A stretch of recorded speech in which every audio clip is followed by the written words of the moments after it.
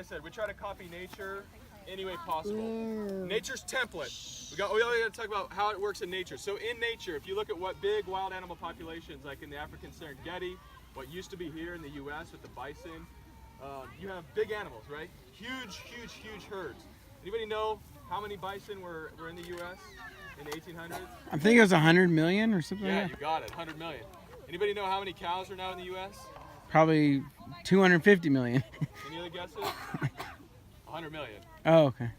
Think about that for a second. It's kind of a trip. There's 100 million bison here for thousands or millions of years. Now there's 100 million cows here. Could that possibly be that the number of cows is actually the problem?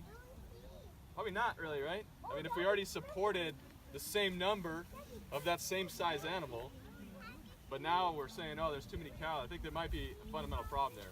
So let's go back though. The way that the big animals work in nature, you have these huge herds. In 100 million national herd, you'd have herds of 5-6 million bison in one spot sometimes. What do those animals do, right? What's their source of protection for predators?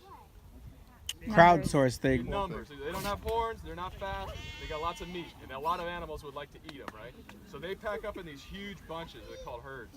What do they do when they're in those herds? Run! Run. They don't usually run too much unless they're getting scared by something. They keep the young in the middle. Watch what these guys do. What are they doing right now?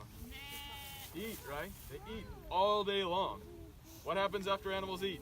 Poop. Poop. They defecate, right? yeah. And what happens after you've eaten all the food and you've pooped all over the ground? Move. We move to the next spot.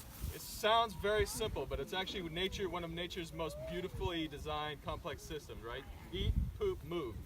And what happens after the animals move? Eat again. The land rests for a long period of time, and then they go and they redo it on a new spot. So, what does that do, right? What does all that poop actually do? Anybody garden? Anybody know, like, the benefit of poop on a garden?